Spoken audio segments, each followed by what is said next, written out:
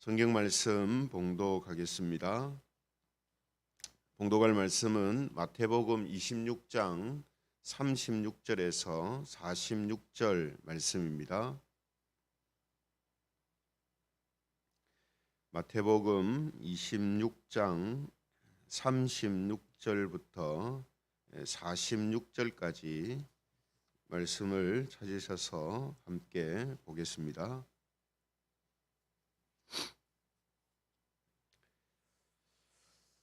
마태복음 26장 36절부터 제가 봉독하겠습니다. 이에 예수께서 제자들과 함께 겟세마네라 하는 곳에 이르러 제자들에게 이르시되 내가 저기 가서 기도할 동안에 너희는 여기 앉아 있으라 하시고 베드로와 세베대의 두 아들을 데리고 가실새 고민하고 슬퍼하사 이에 말씀하시되 내 마음이 매우 고민하여 죽게 되었으니 너희는 여기 머물러 나와 함께 깨어 있으라 하시고 조금 나아가사 얼굴을 땅에 대시고 엎드려 기도하여 이르시되 내 아버지여 만일 할만하시거든 이 잔을 내게서 지나가게 하옵소서. 그러나 나의 원대로 마시옵고 아버지의 원대로 하옵소서 하시고 제자들에게 오사 그 자는 것을 보시고 베드로에게 말씀하시되 너희가 나와 함께 1시간도 이렇게 깨어 있을 수 없더냐. 시험에 들지 않게 깨어 기도하라. 마음에는 원이로되 육신이 약하도다 하시고 다시 두 번째 나아가 기도하여 이르시되 내 아버지여 만일 내가 마시지 않고는 이 잔이 내게서 지나갈 수 없거든 아버지의 원대로 되기를 원하나이다 하시고 다시 오사 보신즉 그들이 자니 이는 그들의 눈이 피곤함 일러라. 또 그들을 두시고 나아가 세 번째 같은 말씀으로 기도하신 후 이에 제자들에게 오사 이르시되 이제는 자고 쉬라. 보라 때가 가까이 왔으니 인자가 죄인의 손에 팔리느니라. 같이 읽겠습니다. 일어나라 함께 가자. 보라 나를 파는 자가 가까이 왔느니라. 아멘. 네, 오늘은 일어나라 함께 가자. 일어나라 함께 가자. 이런 제목으로 하나님 말씀을 함께 나누겠습니다. 예수님께서는 공생의 기간 동안 우리에게 알려주시는 몇 번의 기도가 있습니다. 그 중에서 오늘 본문에 나오는 기도는 십자가 순환을 당하시기 전에 겟세마네에서 예수님 단독으로 하나님께 기도하셨던 모습을 우리에게 보여주고 있는데요. 오늘 예수님의 기도의 특징은 44절에 보면 몇 가지가 나오는데요. 44절에 보시면 세 번째 같은 말씀으로 기도하신 후 이렇게 되어 있습니다. 그러니까 이 겟세마네의 기도의 특징 중에 하나가 뭐냐면 똑같은 내용으로 기도를 세 번이나 하셨다라는 거죠. 대부분 예수님의 기도는 한 번 정도 이렇게 기도를 하셨는데 이 겟세마네의 기도에서는 세 번을 이제 기도하셨습니다. 그것도 같은 내용으로 기도를 하셨다라는 거죠. 또 하나의 특징이 뭐냐면 38절에 보면 이렇게 말하고 있습니다. 38절에 보면 내 마음이 매우 고민하여 죽게 되었으니 이렇게 돼 있어요. 그러니까 지금 기도하시는 예수님의 마음이 심란해서 죽을 것 같은 그런 느낌이 들 정도로 기도를 하고 계셨다라는 거죠. 왜 그렇겠습니까? 지금 첫 번째, 두 번째 특징처럼 세 번씩이나 같은 기도를 하시고 그것도 정말 고민해서 죽을 정도로 그런 느낌이 들 정도로 기도를 하셨다라는 것은 지금 예수님이 하시는 기도의 내용이 정말로 심각하고 중대한 그런 사안이었다는 것을 알 수가 있습니다. 그렇죠? 그럼 여러분 예수님께서는 어떤 기도를 하셨기에 지금 이토록 심각하고 또 중대한 모습으로 기도를 하고 있었는가 하는 겁니다. 39절에 보시면 그 기도의 내용이 나오고 있는데요. 39절에 보시면 내 아버지여 만일 할만하시거든 이 잔을 내게서 지나가게 하옵소서. 그러나 나의 원대로 마시옵고 아버지의 원대로 하옵소서. 뭐라고 기도하십니까? 이 잔을 내가 마시지 않기를 원합니다. 이렇게 기도했거든요. 그래서 오늘 본문 앞에 보면요, 제자들과 함께 성찬식을 하셨어요. 성찬식을 하시면서 이 떡은 내 몸이다. 또 이 잔은 내 피다. 이렇게 말씀을 하셨거든요. 그러니까 지금 예수님께서 기도하시면서 이 잔을 내가 마시지 않기를 원한다라고 하셨던 일은 바로 십자가의 그 순환을 이야기하는 것입니다. 예수님의 그 죽으심을 이야기하는 거죠. 성찬을 통해서 제자들에게 보여주시고 또 우리에게 알려주시는 것처럼 십자가의 그 순환, 이것을 지나갈 수 있으면, 이것을 당하지 않았으면 좋겠다라는 이런 이제 기도가 되는 것입니다. 그래서 베드로전서 2장 24절에 보면 이런 말씀이 있거든요. 베드로전서 2장 24절, 친히 나무에 달려 그 몸으로 우리 죄를 담당하셨으니 이는 우리로 죄에 대하여 죽고 의에 대하여 살게 하려 하심이라. 베드로 사도가 말씀했던 친히 나무에 달려 그 몸으로 우리 죄를 담당했다. 예, 바로 이겁니다. 이 십자가의 이 순환과 죽으심, 이것이 좀 지나갔으면 좋겠다. 이게 한 예수님의 마음이었다는 거죠. 그죠? 여러분, 예수님께서는 왜 십자가의 이 순환을 피하기를 원하셨을까요? 예수님은 공생애를 시작하실 때부터 나는 죽으러 왔다 하셨거든요. 나는 모든 사람, 많은 사람의 죄를 대속하기 위해 오셨다 했습니다. 그러니까 예수님은 이미 이 땅에 오셨을 때부터 예수님은 무엇 때문에 이 땅에 오셨느냐? 십자가의 그 순환 때문에 오셨다. 이걸 알고 계셨는데 십자가 순환을 코앞에 두고 예수님은 지금 두려워하고 고민하면서 이걸 좀 피해갔으면 좋겠다. 이렇게 지금 하나님께 이제 기도하고 있다는 거죠. 그래서 어떤 학자들은 예수님께서 신성과 인성을 함께 가지고 계시기 때문에 육체의 고통에 대한 두려움이 있었을 거다. 이렇게 해석을 하기도 하고요. 또 어떤 학자들은 육체의 고통보다 모든 인류의 죄를 대신해서 이 벌을 받는 영적인 이 고통에 대한 두려움이라고도 해석을 합니다. 분명한 것은 이 십자가의 순환은 우리가 상상할 수 없는 엄청난 일이 일어나는 것이다라는 거죠. 그래서 앞서 베드로전서 2장 24절의 말씀을 보았습니다만 십자가 사건을 이제 보여주는 두 가지 특징이 있죠. 하나는 뭡니까? 친히 나무에 달려 이렇게 되어 있습니다. 이 나무에 달려 죽는 이 십자가형을 당하는 육신적인 그런 모습이 있고요. 또 하나는 뭐냐면 그 몸으로 우리 죄를 담당하셨으니 이렇게 되어 있어요. 이거는 눈에 보이지 않는 영적인 그런 고통을 이야기하는 겁니다.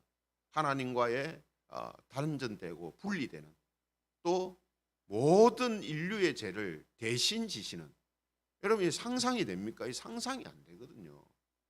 한 사람의 죄를 대신하는 것도 무거운데 모든 인류의 죄를 대신 지신다? 이건 우리가 상상할 수 없는 겁니다. 어떤 영적인 부담감 혹은 실제적으로 영적으로 어떤 고통이 있는지 우리는 상상할 수가 없어요. 그러나 분명한 것은 육적인 부분과 영적인 이 부분에 있어서 큰 고통과 또 괴로움이 있는 그런 자리가 바로 이 십자가의 자리라는 거죠. 그래서 예수님은 이 십자가의 순환이 지나가기를 원했고 또 그것을 위해서 3번이나 기도를 하고 있는 것을 우리에게 이제 보여주고 있다라는 것이죠. 그러나 중요한 것은 뭡니까? 이 잔이 내게서 지나가기를 원하지만 나의 원대로 마시옵고 아버지의 원대로 하옵소서 이렇게 이제 기도를 하셨다라는 거죠. 그래서 우리는 이 예수님의 겟세마네 기도에서 이런 특징들을 이제 발견하게 되면서요. 동시에 두 가지 이제 중요한 교훈을 또 얻을 수가 있습니다. 첫 번째 이제 교훈은 뭐냐면 이 제자들과 관련된 건데요. 제자들은 지금 어떤 상황입니까? 전부 예수님의 마음과 상황도 알지 못하고 피곤해서 잠에 골아 떨어져 있습니다. 그래서 예수님은 41절에 보시면 베드로한테 이런 이야기를 하시죠. 41절 시험에 들지 않게 깨어 기도하라. 마음에는 은이로되 육신이 약하도다. 이 말씀을 통해서 우리도 예수님과 같은 이런 시험, 이런 상황에 들 수 있거든요. 똑같진 않지만요. 이런 제 류의 작은 시험들에 우리는 노출될 수 있습니다. 그럴 때 우리가 해야 하는 것은 뭐냐 하면 기도다라는 사실입니다. 기도. 예수님도 기도하고 계시잖아요. 그러니까 우리 역시 크고 작은 시험에 처할 때에 우리에게 가장 필요하고 반드시 해야 되는 것이 바로 기도다라는 것을 우리에게 알게 해줍니다. 그죠? 또 예수님처럼 같은 기도의 내용을 가지고 반복해서 또 기도할 수도 있다라는 사실도 동시에 알게 되죠. 더욱 중요한 것은요. 기도를 한 후 응답을 받았을 때의 태도입니다. 이게 이제 두 번째 우리가 배워야 할 교훈인데요. 기도를 한 후에 어떻게 예수님 하셨습니까? 똑같은 내용으로 3번을 기도하신 후에 예수님이 원하시는 대로가 아니라 하나님이 원하신 대로 하신다는 응답을 받습니다. 내 뜻이 아니고 내가 원하는 게 아니라 하나님이 원하시는 대로 하시겠다라는 응답을 받았다는 거예요. 그 응답을 어떻게 받았습니까? 기도를 마치고 나니까 예수님을 판 가룟 유다가 사람들을 데리고 예수님을 잡으러 왔기 때문이에요. 그래서 예수님은 하나님의 뜻대로 하나님의 계획대로 이 일을 이제 시행하시는구나. 가룟 유다가 잡으러 왔으니까 그죠? 예수님을 팔로 왔으니까 이제 예수님은 하나님의 뜻을 이제 확실하게 받아들이고 알게 된 거죠. 그때 예수님께서는 이렇게 반응하셨다라고 되어 있습니다. 46절에 보시면요. 일어나라 함께 가자 보라 나를 파는 자가 가까이 왔느니라. 여러분 이분이 조금 전에 어떻게 했던 분입니까? 같은 내용을 가지고 3번씩이나 죽을 정도의 심정으로 기도했던 분이거든요. 이게 말이 안 되잖아요. 여러분 우리 종종 그런 이야기를 듣습니다. 내가 죽을 정도로 하나님께 기도했는데 하나님이 내 기도를 안 들어주셨다. 그래서 나는 하나님이 없다고 생각한다. 혹은 나는 그때부터 교회 안 나간다. 이런 이야기를 가끔씩 들어요. 죽을 정도로 기도했는데 자기 원하는 대로 기도가 응답되지 않으면 사람들은 극단적으로 교회를 안 나오거나 하나님을 떠나는 모습도 있지만 대부분이 실망한 모습들이 아주 분명하게 드러납니다. 저와 여러분도 그렇잖아요. 정말 죽을 정도로 기도를 했는데 그만큼 중대한 일인데 이게 이루어지지 않는다 하는 결과가 나오면 분명히 실망하거나 낙심하는 모습들이 나타납니다. 그런데 예수님 어떻게 하세요? 방금 전이에요. 방금 전까지 그렇게 기도하셨어요. 그런데 뭐라고 합니까? 일어나라. 함께 가자. 나를 파는 자가 왔다. 이렇게 하세요. 그러니까 여러분 이 모습은요. 우리가 그냥 쭉 읽으면은 이랬구나 뭐 이렇게 하는데 지금 이 상황 그리고 예수님의 그 지금 심정 또 그 결과 또 예수님의 반응 이런 걸 쭉 보면요. 이게 그냥 쑥 지나갈 수 있는 그런 내용이 아니죠. 그래서 오늘 예수님께서 일어나라 함께 가자. 예. 이 말씀은 정말 우리가 꼭 알아야 되고 꼭 필요한 말씀이 되는 것이죠. 왜 예수님이 이렇게 반응하셨습니까? 하나님의 뜻에 전적으로 순종하신 거죠. 전적으로 순종하신 거예요. 그래서 큐티책 해설해 보면요, 이런 내용이 있습니다. 참된 기도는 내 뜻을 하나님께 간철시키는 것이 아니라 하나님의 뜻에 내 뜻을 순복시키는 것이다. 이게 참된 기도의 정의입니다. 기도는 내 뜻을 가지고 하나님을 굴복시키거나 하나님께 간철시키는 게 아니다는 거죠. 기도는 하나님의 뜻에 내 뜻을 순복시키는 것입니다. 이게 참된 기도예요. 그렇기 때문에 예수님께서도 예수님이 원하시는 뜻이 있었지만 하나님의 뜻에 순복하시는 것입니다. 그 이유도 하나님이시니까, 하나님 아버지시니까 무조건 순종해야지 뭐 이런 것이 아니라 하나님 아버지의 뜻이 가장 최선이고 가장 최고다라는 사실을 믿기 때문입니다. 우리가요, 기도를 하나님께 하거나 혹은 내가 원하는 것을 하나님께 바라고 있을 때에 그것이 되어지지 않았을 때 우리가 순종해야 되고 그것을 받아들여야 된다 말을 하잖아요. 근데 어떤 마음으로 그렇게 해야 되냐면 그냥 아이고 뭐 하나님이 알아서 하겠지 뭐 이렇게 하거나 하나님 아버지가 뭐 마음대로 하시지 이게 아니라 지금 나하고는 마음에 맞지 않지만 내 생각과는 다르지만 이것이 분명히 내가 생각하는 것보다 훨씬 더 고상하고 더 큰 중대한 하나님의 뜻이 나로 하여금 이루어지게 하시는 것이다라는 것을 믿는 믿음으로 이렇게 반응을 해야 한다는 겁니다.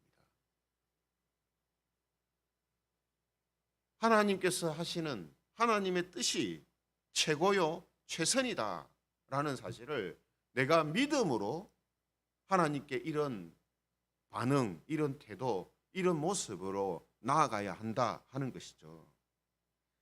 그래서 로마서 8장 28절에 뭐라고 합니까? 로마서 8장 28절 우리가 알거니와 하나님을 사랑하는 자 곧 그의 뜻대로 부르심을 입은 자들에게는 모든 것이 합력하여 선을 이루느니라. 이게 하나님께서 우리에게 하시는 역사예요. 하나님이 사랑하시는 자한테 하시는 역사입니다. 우리가 부모가 아이를 키울 때 똑같죠. 아이는 원하는 게 있어요. 근데 부모가 그것을 해줄 때도 있고 안 해줄 때도 있습니다. 부모가 뭐 마음이 이랬다 저랬다 해서 그런 게 아니죠. 부모는 딱 한 가지 기준을 가지고 자녀를 대합니다. 자녀에게 어떤 것이 최선일까? 어떤 것이 가장 유익한 것일까? 하나님도 마찬가지시다는 거죠. 하나님도 우리를 대하실 때 하나님이 사랑하시는 자들을 대하실 때 그렇게 대하신다는 겁니다. 그러면 부모가 자녀를 대할 때도 그렇게 대한다라는 것을 우리가 알고 있다면 당연히 우리도 하나님이 나를 대하실 때 그렇게 대하신다라는 것을 알아야 되고 믿어야 되고 확신해야 되고 순종해야 합니다. 근데 이걸 잘 안 한다는 말이죠. 이 믿음이 우리에게 부족할 때가 있다라는 겁니다. 그래서 여러 가지 바람직하지 않은 모습들이 나올 때가 종종 있다는 겁니다. 하지만 어떻게 해야 된다고요? 우리가 원하는 것과 다른 응답이 주어지거나 혹은 다른 길로 하나님께서 우리를 인도해 가실 때에 바로 그것이 하나님의 뜻이라면 가장 최선과 가장 최고의 길로 이끄신다라는 사실을 믿고 순종해야 한다는 겁니다. 근데 이걸 또요 이렇게 해석을 합니다. 그것이 성공할 수 있는 길이다. 이렇게 해석을 또 하거든요. 그렇게 해석하면 안 됩니다. 왜냐? 성공이라는 기준도 또 자기 뜻을 가지고 성공을 측정하거든요. 이건 어떤 뜻이냐면 나한테 내 영혼과 삶에 가장 유익한 길이다. 이렇게 해석을 해야 되지. 내가 성공할 수 있는 길이다. 이렇게 생각하면 안 된다는 거죠. 이런 해석은 하면 안 됩니다. 또 이런 해석을 할 때 나중 가면 또 어떻게 됩니까? 아, 내가 원하는 대로 되지 않았다. 또 뭐 하나님한테 실망했다. 뭐 이렇게 되거든요. 그것이 아니라는 거죠. 그러므로 우리가 원하는 것과 다른 응답 혹은 다른 길이 주어질 때에 하나님 아버지께서 나에게 가장 유익된 길로 나를 이끌어 가신다라는 사실을 믿고 순종해야 한다라는 거죠. 그래서 우리도 예수님처럼 일어나라, 함께 가자.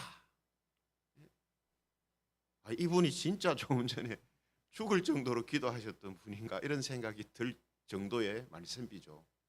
일어나라, 함께 가자. 마치 전혀 그런 고민 없이 준비하고 있었던 분처럼 그렇게 지금 반응하잖아요. 이것이 하나님을 전적으로 믿고 의지하는 마음을 가진 사람들에게 나타나는 모습이다라고 말할 수 있습니다. 그렇죠? 그러므로 예수님께서 십자가 순환을 앞두고 하나님께 기도하셨던 일을 통해서 우리는 두 가지를 꼭 기억하게 합니다. 첫 번째는 뭐냐 하면 우리 역시 시험에 들지 않기 위해서 기도해야 한다 하는 것이고요. 심각하고 어려운 일들, 고민스럽고 죽을 정도의 그런 일들이 있을 때 우리가 할 수 있는 최고와 최선의 또 유일한 길이 뭐냐? 하나님께 기도해야 한다 하는 것입니다. 그리고 두 번째는 우리의 뜻과 다른 하나님의 뜻이 응답으로 주어질 때에 기꺼이 순종하고 복종해야 한다는 거죠. 어떻게 해요? 일어나라, 함께 가자 하셨던 예수님의 음성을 기억하면서 우리도 하나님을 향하여서 이런 반응, 이런 믿음, 이런 모습으로 나아가야 한다라는 것이죠. 그래서 우리 김해제공교회 모든 성도들은 오늘 예수님의 말씀처럼 깨어 기도함으로 시험에 들지 않는 성도들이 되시기를 바랍니다. 또한 하나님의 응답이 주어졌을 때, 하나님의 뜻이 드러났을 때 일어나라, 함께 가자라는 예수님의 이 아름다운 순종의 소리들이 우리들을 통해 더 많이 들려지기를 주님의 이름으로 축원합니다.